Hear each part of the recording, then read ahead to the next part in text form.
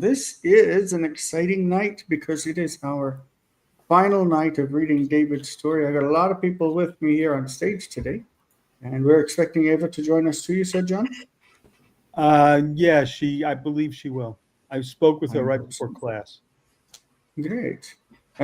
So today we are reading 2 Samuel chapter 11, finishing up the story of David and Bathsheba, as far as, them actually ending up together and married and having a baby. We're not going to get into the rest of the story about, the consequences and all of that and the continuation of David's decline of his kingdom and all of that. So anyway, we're just going to continue right where we are. So we are reading the story of David, as I said, and let's go over a couple of things before we do, like always. First of all, our wonderful Patreon members. For the most part, the people who are on screen are Patreon members. So Ava just came in too. Hello. And so if you would like to come up on screen with us someday, then we do that through patreon.com/Hebrew Cafe. Sign up. We can have up to 6 people on screen, which is what we got right now. So we will go further. So thank you all of you guys for your support and help. I really appreciate it. This is our Chadashot מבית הקפה ולוח זמננו החדש. That is our new schedule. We're still going to be first, second, third hour. So we're going to finish 2 Samuel 11 today. Next week, we will start the first chapter of Pirkei Avot. Again, I've recommended generally that if you can, you get your hands on this volume. It's like on Amazon, I guess, for $18 or something right now. Very good production. I found out where I bought it. I bought it at J. Levine in Manhattan, but they're closed. Anyway. And then on October 13th, we will start Parashat HaShavua, where we're going to be reading through a section of the weekly Torah portion. Second hour, we finished our coverage of Shiel's grammar, and now we're going to be starting today with the classical Hebrew composition from Weingrain. That's intermediate level, so I hope you'll join us for that. And then the third hour, we're going to continue with our Modern Hebrew Ivrit Minat Chala for those who are interested in joining from Patreon. Okay, so this is where we sit with David's story. That's the progress that we made, and we are right now at the very end. So I'm encouraged to see that we've made it that far. Again, this is 2 Samuel chapter 11. We're going to hit verse 16 if the screen will react to what I tell it to do. So we're going to start with 16. There are, I think, 26 verses in the chapter, so we're just going to work through them one by one. It should be quick and easy. If anybody's in the comment section in the live chat and they want to add some comments, you're welcome to, and we will address them as we go along. All right, so verse 16. Ava, you're never with us for our reading, so let's rearrange the order a little bit. We'll do Ava and then Jacob, John, then Jonathan, and Colton and me. We'll go, regarding the amount of times we've been here, I think. So Ava, you want to read verse 16? Yeah. ויהי בשמור יואב אל העיר, ויתן אל יוריה אל המקום אשר ידע כי אנשי חיל שם. One word was this one, not ויתן אל אוריה, אלא all right.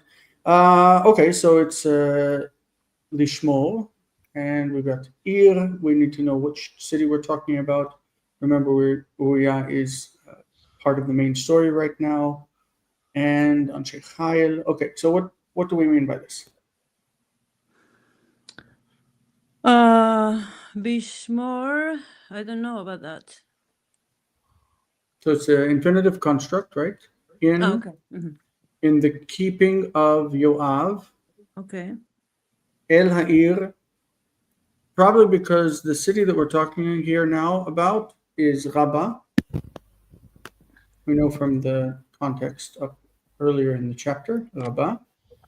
And so he's not guarding the city, but he's keeping guard toward the city of Rabbah because they're sieging the city.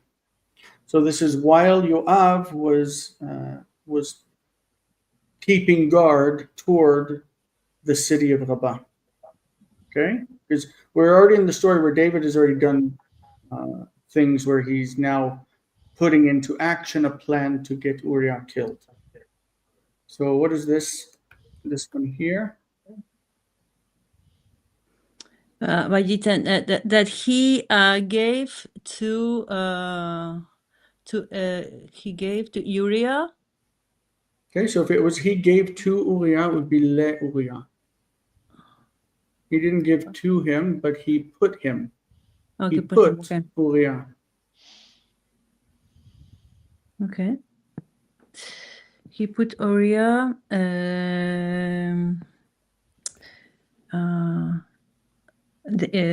to the place that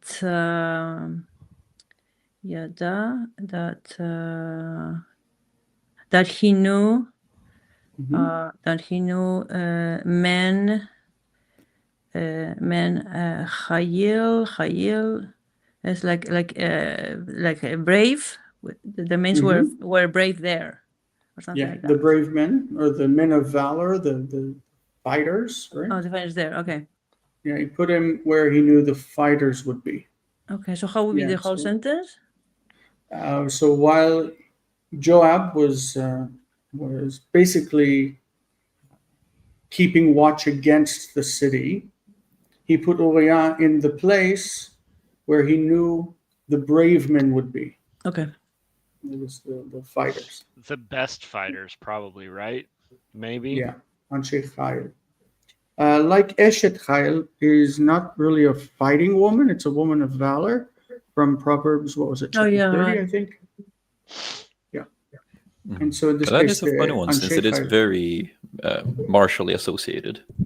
Yeah, generally. Yeah, Chayil is normally associated somehow with armies. So, like the Air Force in Israel is called Chil Avir. But Boaz in Ruth is called a man of Chayil, is called Chayil. And that was, and from what I read, it kind of meant he was a worthy man, a man of power in the community.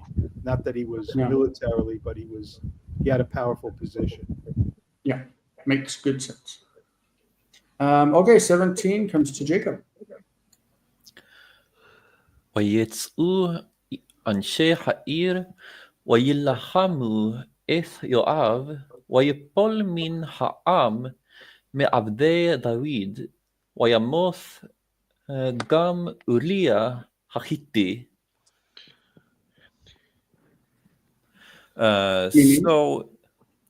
So the men of the city went out and they fought Uriah.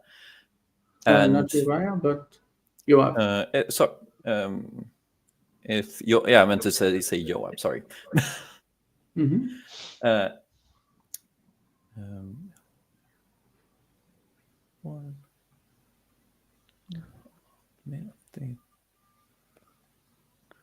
This is kind of funny because it's two-parted. It's Vayipol Mina'am. Yeah. There's two-parted. Yeah, that should be just asynthetic, right? Like it's from the people, from the servant, or the I would probably just think the Vav is missing. Yeah, exactly. Like it's an asynthetic, but it's just like they're both referring to the same thing, right? Probably not. From the people from the army itself, the servants of David are probably his leaders of the army. I would think. Okay, so you would take it that the Ha'am is just like the army in general? Yeah, they're like people that fell from among the people of Israel. Yeah, so and the Avdei David would be just like, you see that as more like officers. Specifically, yeah. I mean, I think I could be wrong. Let's see how it's handled in a translation. I didn't look at it. Yeah, we can take a look. But yeah, and Uriah the Hittite also died. To cap off the verse. This is the NRSV. They combine it. Some of the servants of David among the people fell. But that's like among the people who were fighting, which seems kind of odd. Doesn't seem to be. Anyway. So does the Legacy Standard and the NASB. Some of the people among David's servants. Yeah, from what again, my Greek is very bad, but from what little I can tell from the Greek here, it also seems like the Greek is following that. Like some of the people out of the slave, or like the slaves, the servants of David. Mhm. Because what do we have here? Kai epison ektu lau ekton dulon Dawid. Yeah, this follows directly the Hebrew, which doesn't add much. Yeah. Okay, Yeah. great. Any other comments before we move on to the next verse? So the translation of this is generally, so they went out, the men of valor went out, and they fought, and they fought Joab, and they fell, or he fell from among the people and the servants of David, and also Uriah the Hittite died. Yeah. Basic, right? Mhm. It's interesting that we have Vayipol in the singular, like you said, he fell, because we would expect Vayiplu min ha'am me'al David, like they fell. Right? That's probably like taking them all together as one chunk, or as a part. And it fell from the people, from the servants of David. Still, from people, from the servants of David renders strangely. But, anyway, verse 18 is to John. Vayishlach, verse 18. No, John Leifer. Oh, other John. Yeah. Right. Yeah. Sorry. Teabzalvo. Vayishlach Yoab vayaged la David et kal divrei ha-milach ha-milchama. And Yep, Yoab this one is stuck in the middle of things. It's not kal, but kol. kol. Stuck in the middle of So things. Yoab sent out, and reported to What did he David. send? Say what? What did he send? Joab sent and said to David. What did he send? I guess a note or a message. It's not said. Probably a person, right? He sent a messenger, a person who would bring the message. So He sent a Yoab messenger and said to David all the things, all the matters of the battle. Yeah, everything that was going on in the fight. And that is specifically that a bunch of his own people died. Right? Yes. All right. Verse 19. Now, Jonathan. Yes. Vayitzav et hamalach lemor. Okay, so specifically it says messenger, right? Yep. Vayitzav et malach lemor. Kechalotcha et kol divrei hamamlacha. Milchama. Milchama ledaber el hamelech. So he commanded the messenger, saying, when you have finished telling all the events of the war to the king, Mm-hmm. and So Jason gets the lechalot goes with the infinitive ledaber, and then the object is et kol milchama, et kol divrei milchama. That's the object of ledaber. Yes. So when you have finished The telling. fun. Yep. So it's kind of like Latin, right? In your finishing all the matters of the war to speak to the king. Kind of Latin word order. Yeah. All right. And Colton, you're up for the next one.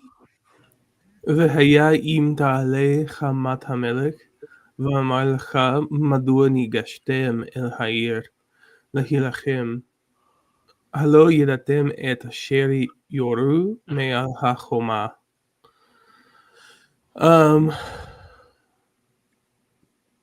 And if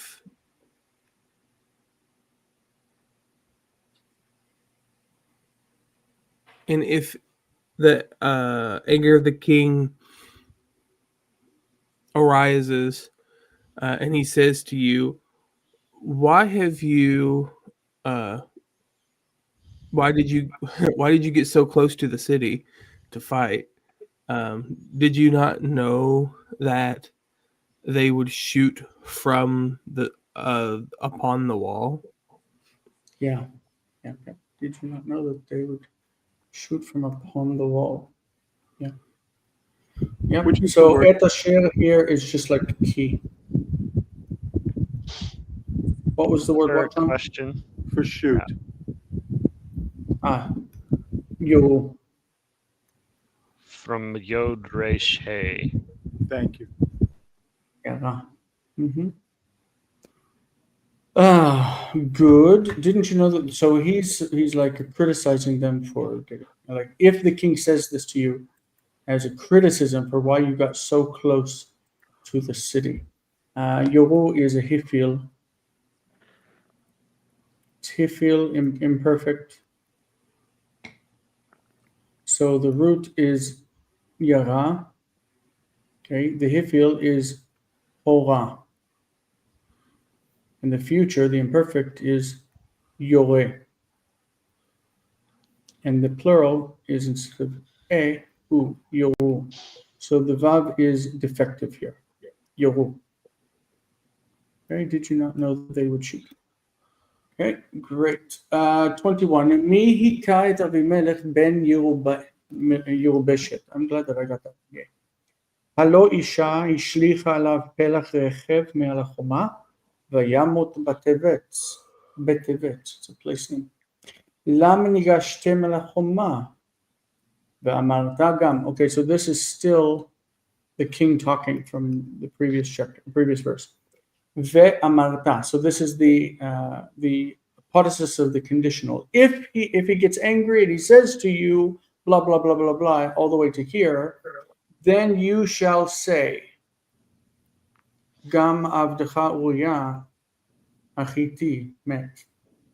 So this is the hypothesis of the conditional. Yeah. Then you shall say. Okay, so who struck Avimelech ben Yerubeshet?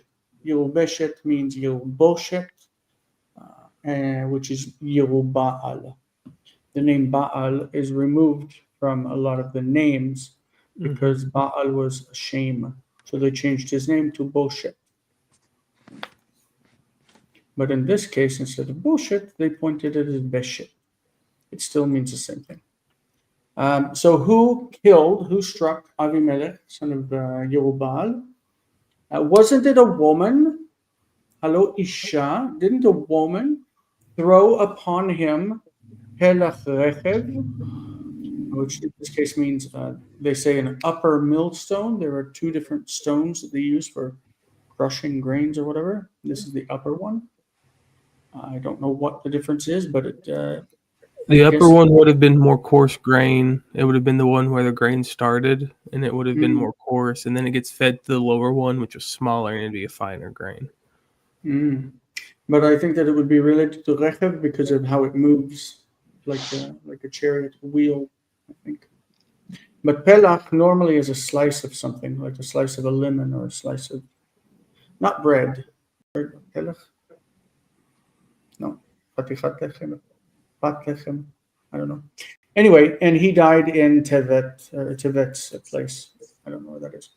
I don't know why he brings this up. Who cares about Avimelech dying? It's not really relevant. But the point is that if Avimelech had not been so close to the wall, then this woman would not have been able to just chuck a stone over the wall and have it fall on his head.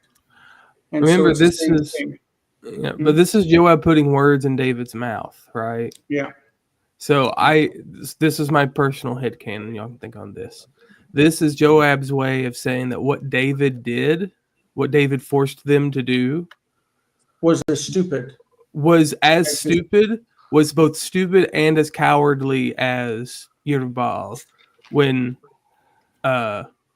he got close to the and a sheer abuse of his power. I think it's meant to be a criticism and comparing him to Jerubbaal from Judges. because he's No, by far the Abimelech. worst leader. Yes, Abimelech, Jerubaal's son. Yes, Yeah. Abimelech, who is by far the worst, like, representation of what a king is. I think. So At he's least up basically to this point. saying David's going to bring up the fact, or maybe David will bring up the fact that we were stupid in getting so close to the city, or maybe he won't. Maybe I'm criticizing him because Yeah. he's the one who made us do this. Maybe. Yeah. Because he's putting Anyway. words in his mouth. Yeah, that's Write a paper on it. I might Maybe. one day. And you shall say, also, your servant Uriah, the Hittite, is dead. He died because we got this close to the war, and this is why I'm bringing this message back to you of all these bad things. Yeah. All right, we are back to Eva at the top. וילך המלאך ויבוא ויגיד לדוד את כל אשר שלחו יואב. So the Yagid is the normal form, Yagid, but look at the vowels. Vayaged. ויגד, okay. Vayaged, because when it goes to a verb consecutive, it takes suggestive, which is the shorter form of the vowel. Yagid, Yaged. All right. Vayelech hamalach. So the messenger went and came and told David all that was sent him. Joab has sent him. Yeah, and probably we're missing the verb to say. Et kol asher shlacho Yoav lomar, or lehagid. Lehagid, to say. Yeah, we're missing a verb at the end. Okay, He yeah. sent him to say. To say, right. Good. No problem. It's kind of funny that it says Vayelech vayavo. He went and he came. Yeah, and there's a Wait till you footnote can- there that probably takes care of that, I imagine. Yeah, What's it's the lacking footnote? in the in the Septuagint. BHS. Yep. Maybe it's just my eye, but this, like, verse 22 looks really long in the Septuagint that I have up in parallel. Let's see what we got going on here. I haven't looked at it. So, verse 22a says, first of all, it says Yerubbaal. Look at that. That's cool. In the Septuagint, it keeps the name in verse 21. So it says that the Vayavo is missing in two manuscripts and in the Syriac. There are two Hebrew manuscripts that don't have the word Vayavo. It just says Vayelech hamalach vayaged leDavid. And let's see what's going on in the Septuagint. We're looking at verse 22. 22 goes from here. Wow, that is really long. It says the messenger of Jacob went to the king in Jerusalem, and he was with him. That's interesting. And he announced to David everything that Joab had told to him, all the words of the war. This is the Divrei Milchama again. And the King David was angry with Joab, and he said to the messenger, so that he why did you go so close to the city to make war against it? So all of this is, so they actually put the words into David's mouth here. This is them put. Did you not know that that they would be shooting from the walls? Why did? Who? Pataksen ton Abimelech Yerubbaal. This is Yerubbaal. So who struck Abimelech, the son of Yerubbaal? They put exactly the words into David's mouth. Joab is just really good at predicting what David's going to say. Yeah. Yeah. That's really cute. All right. Cool. Verse 23. That felt like that was a lot of Greek reading for me. Greek sneaking in. Yeah, verse 23, we are, who's next after Eva is Jacob. Should be me. Yeah. ויאמר המלאך אל דוד כי גברו עלינו האנשים ויצאו אלינו השדה ונחיה עליהם עד פתח השער. Okay.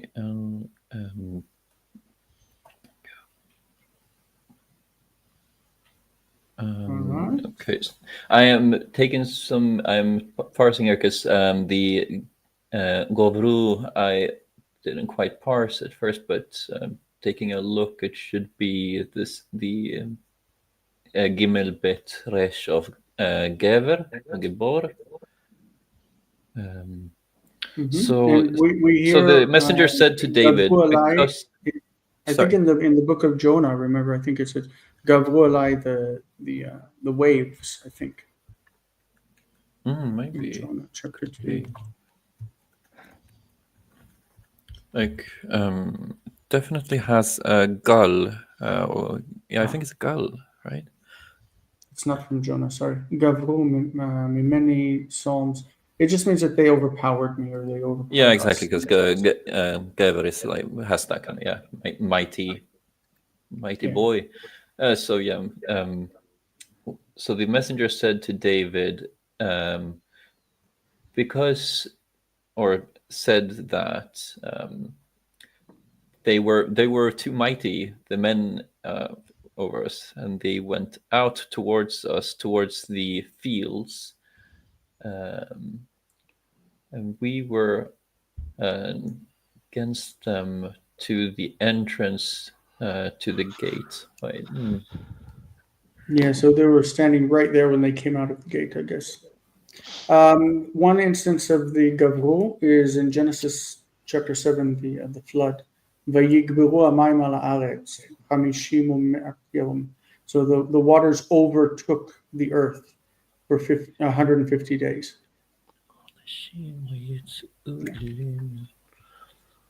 All right. Verse 24, John Leifer. Okay. Vai yoru come on, Leifer. Leifer, sorry. Moriim. Is that right? Okay, so let's stop right there real quick. Notice, I'm sorry to stop you, but these two words are an issue.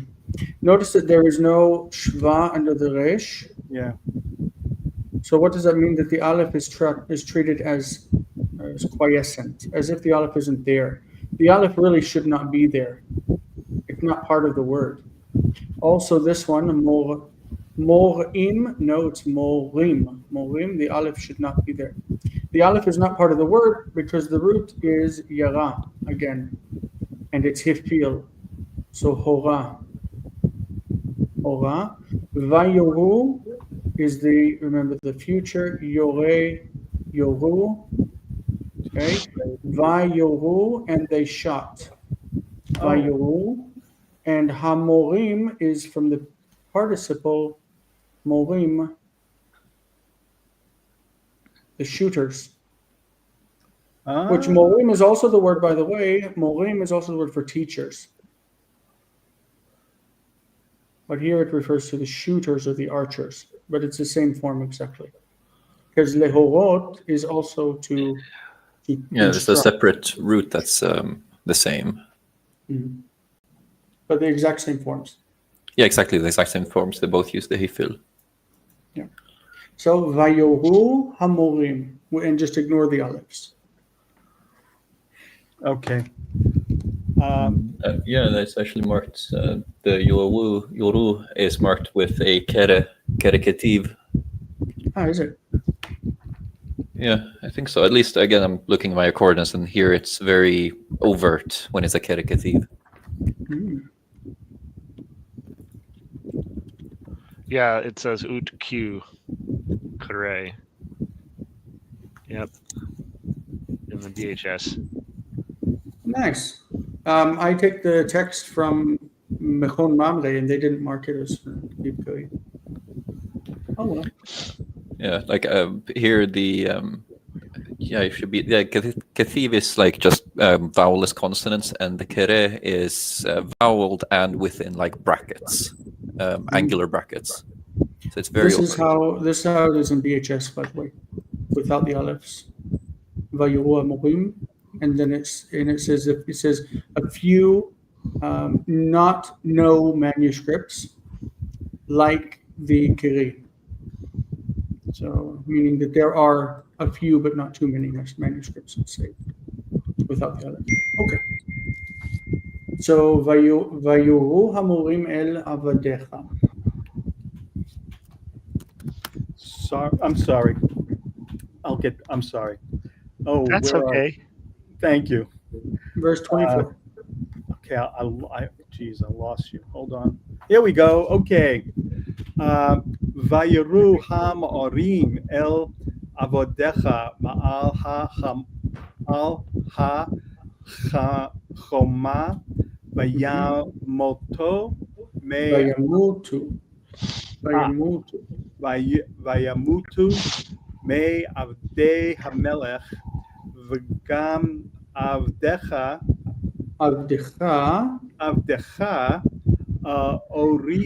Uriah Hachiti mate. So the shooters shot your servants from upon the wall, and probably they shot at them. They shot toward your servants. Okay, yeah, hold on a second. Shot at your servants from upon the wall, and they died. And some of them died from among the servants of the king, and also your servant Uriah the Hittite, he died. Yeah. Well, I think there this went might be why Uriah. the Greek inserted that David got mad and asked all the questions. Because here in the Hebrew, it's like the messenger, as the text is, kind of preempts David, just goes right away. And it's like, yeah, and also Uriah died. You don't have to get mad at me about it. Yeah, he didn't wait for him to say anything. All right. So maybe they're trying to justify the servants blurting things out. All right, we're in verse 25, and it's down to Jonathan. Yes. Vayomer David el Malach, Kol Tomar el Yoav, Al Yera Beinecha et Hadavar Hazeh, Ki Chazo v'Chazeh Tochal Hacherev Hachazek Milchamatecha. Milchamatecha el ha'ir v'chorsa v'hazkehu. So David said to the messenger, "Thus you shall say to Joab, do not let this evil thing, or do not let this." Sorry. It's interesting that the Hadavar Hazeh is prefixed by do et. not let this thing be evil in your sight, in your eyes. It's weird that there's et, isn't it? Al yera beinecha hadavar hazeh. Don't let this thing be bad in your eyes. Don't consider it bad. But because it being bad in your eyes is really like you considering it to be bad, then they kind of marked it as if it were a direct object, but it's really the subject of yera. Ki chazo, for the sword devours one as well as another. Strengthen your battle. This is just like an idiomatic way of saying this one and that one in the same way. Yep. This one and that one. Strengthen your battle towards the city and tear it down. And it'll strengthen. This is probably an imperative also, isn't it? And strengthen him, meaning Yoav. Yeah, but maybe so that. Wouldn't that be with the tol, like v'chazkehu? V'chazkehu. Oh yeah, so maybe so. Him. Maybe an infinitive.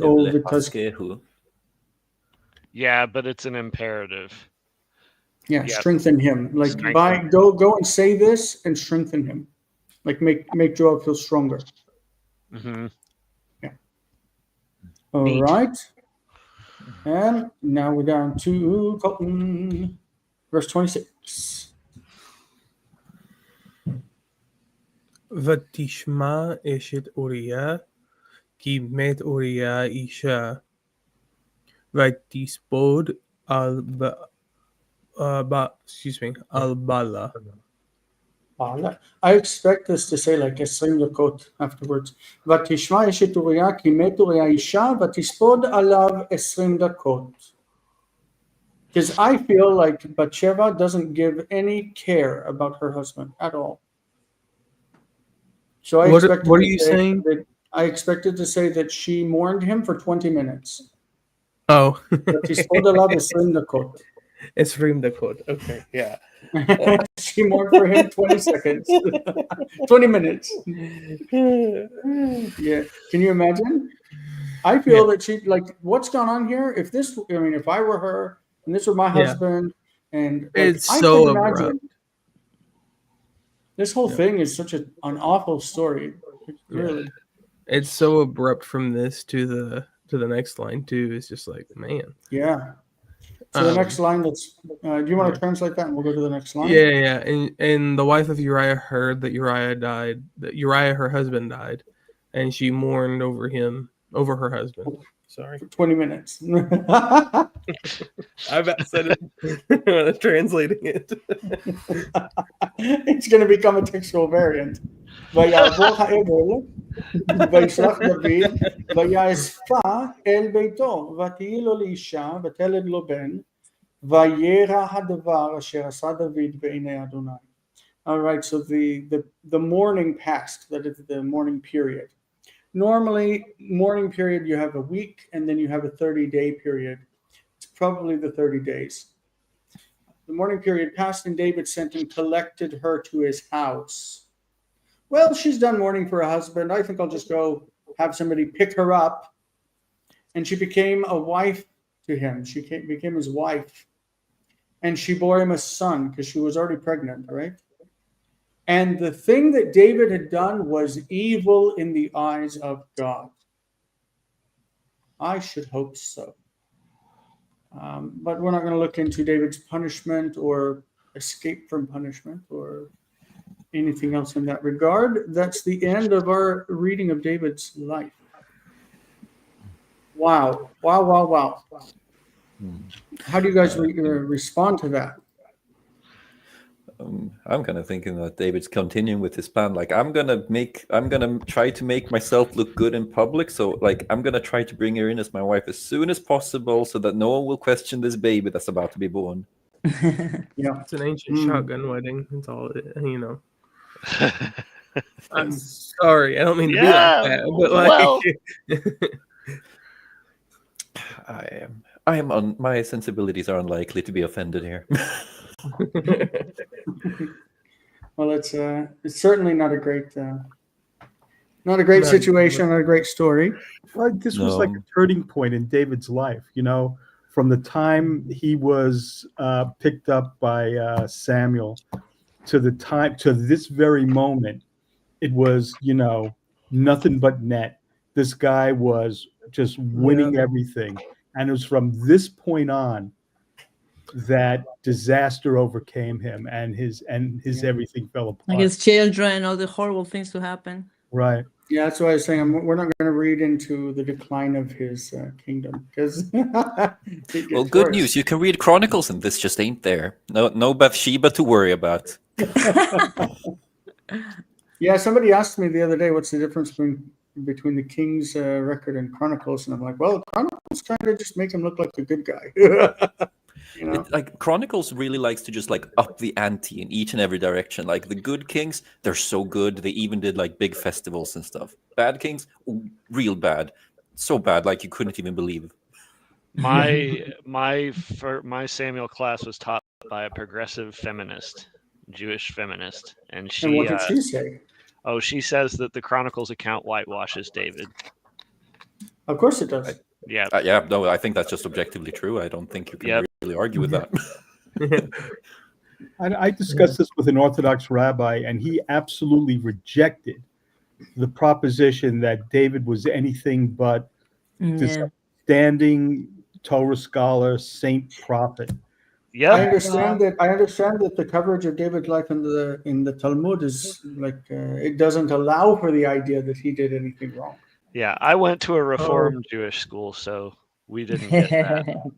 Yeah, like for example, there's this episode with David later, right, with one of his sons. When I forget which son it is, but the assault of Tamar, and you have David being like real upset about it, but doing nothing because he just doesn't want to make his boy sad.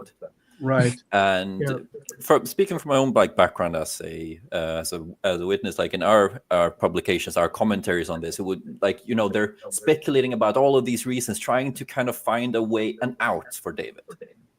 Like what? Like why we need to? He's supposed to be good, right? We have to find a way out. They also try to frame him as always in the good. Yeah, like this event is very bad, and they're like, "Oh, this is the time he did the really bad thing." But like everything else, generally speaking, will attempt to be whitewashed. We'll try to find an out. Yeah, he becomes. He just becomes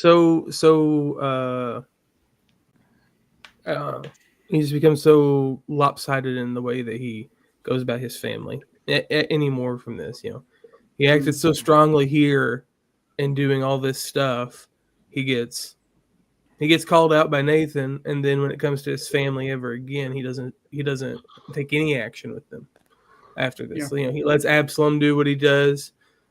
He does. Regarding Nathan, isn't it odd that he's called a seer instead of a prophet? That's I thought that the occupation of seer had lived its time before Saul.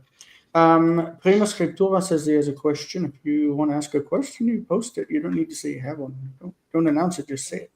I think that what it is, David became so central because he's pictured as like the epitome of a king, the one who represents the Messiah and the coming. He's the progenitor of the line of the Messiah. How could he do wrong? So when the prophets, when they give any name at all to the person that it would be the Messiah, the name is David. It says, "My servant David, I will raise up my servant David for them," which is odd because obviously it's not going to be David, but that's what it says. Marcelo makes the joke that the video, "The Insane Downfall of King David." Absolutely.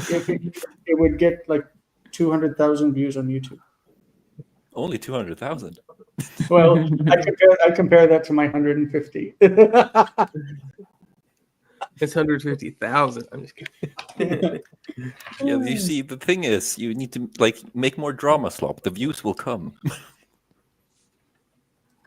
All right, so this seems to be fronting the question.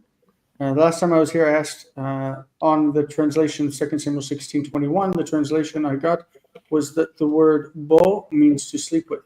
Is this correct? Lavo can mean, but it doesn't mean that. So, like lavo al mishu, to come upon somebody, means to come, into their bed. So it's not that the word "to come" means, or lavo means that specifically, but it takes on that meaning in specific context. So you would see, like I could pull up a euphemism. Yes. I mean, here is like El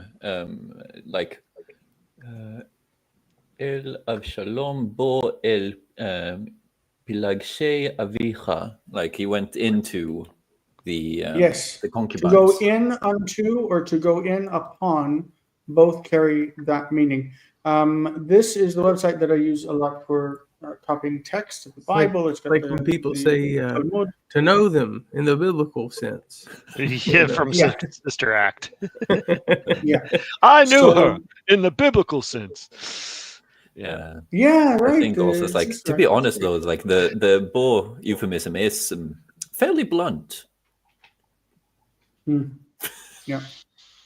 So there's this is the Mishneh Torah of the Rambam. It's one of the law codes. Basically, the Rambam, Rabbi Moshe ben Maimon, he wrote Maimonides. the Rambam Maimonides, the Ben Maimon, he wrote like a law code that was very binding, especially on the Yemenite communities, that they still, a lot of them still observe this instead of Shulchan Aruch, which is the European law code among observant Jews. And in this, he talks, of course, that there are laws against in the Torah, laws against having carnal relations with animals, right? And also with certain marital relations or familial relationships. So when he mentions that, I would like to be able to find it, but I haven't read it in so long. But when he mentions it in his code, he calls it bi'ah al-be'emot, or something like that. It's like coming upon animals, like that is the word bi'ah from bo takes that meaning in a given context, but it doesn't mean that, and you can't inject that meaning into every context. I wish I could pull up the specific one, but I would have to search for it. I don't know what's that.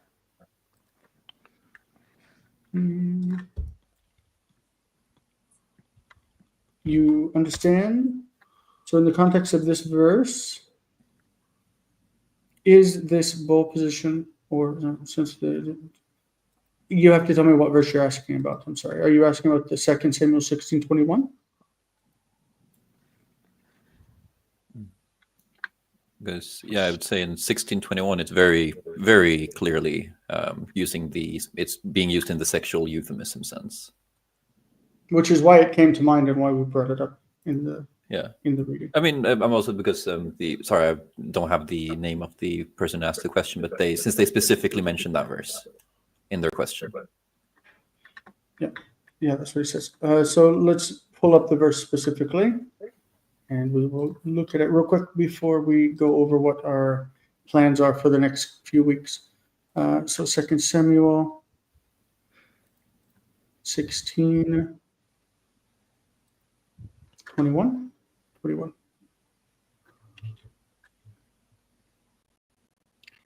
Okay, so 21. I'm losing words. Okay, okay. Vayomer Achitophel el Absalom bo el pilagshei avicha. Yes, that's definitely a sexual connotation. Come in unto your father's concubines means to do things to them. Yeah, definitely. For sure. All right. So as far as our plans, I put up on Patreon for those who pay attention over there exactly what the plans are. So let's go over them real quick because we've got a few minutes before the next session. Patreon. Okay.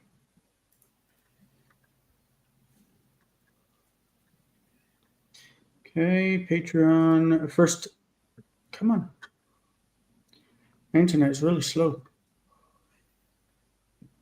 It's not loading the page. Okay, links for new directions. We talked about the things we're doing next week.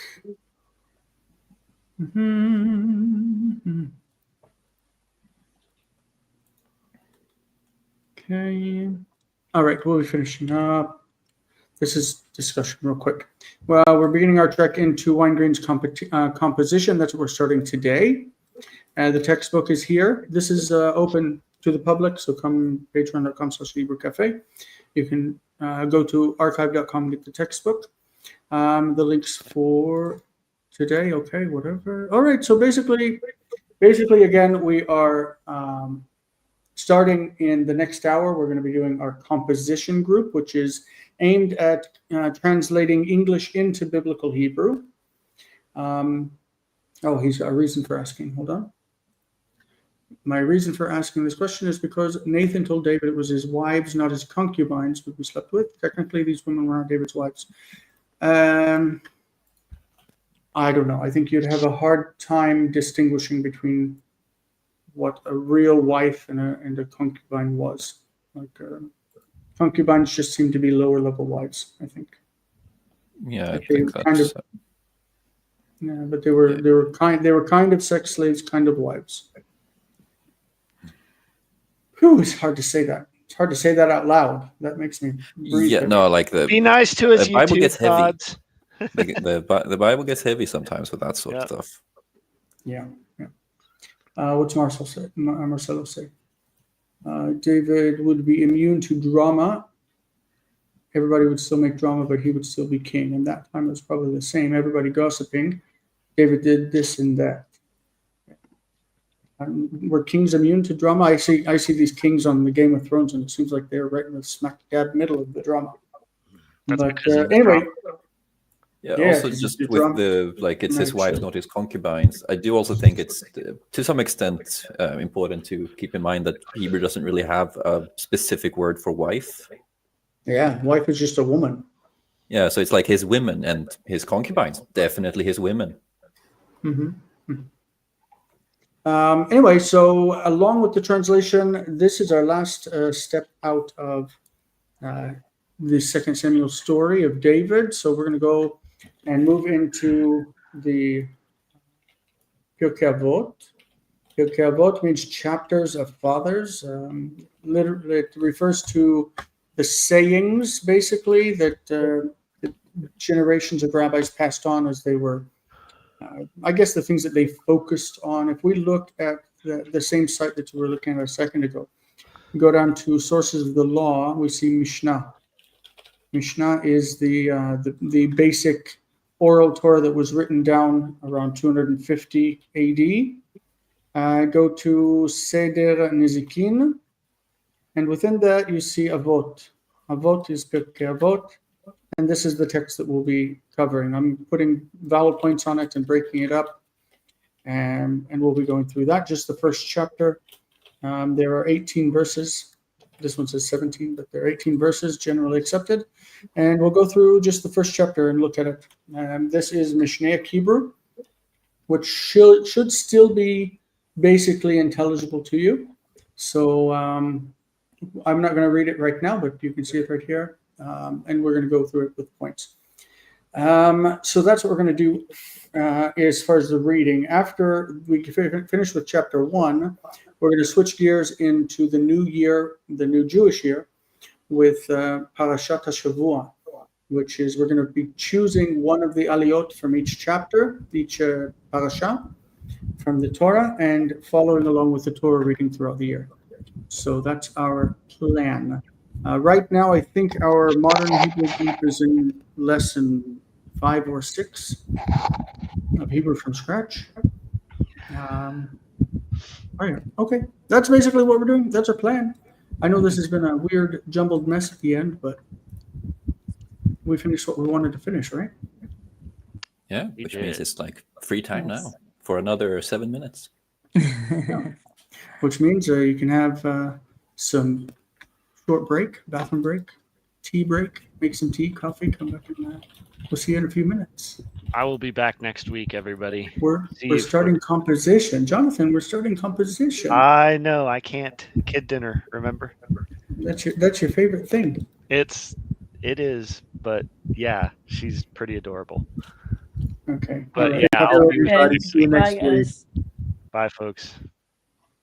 Bye-bye. We'll see you guys in a few minutes. Yeah.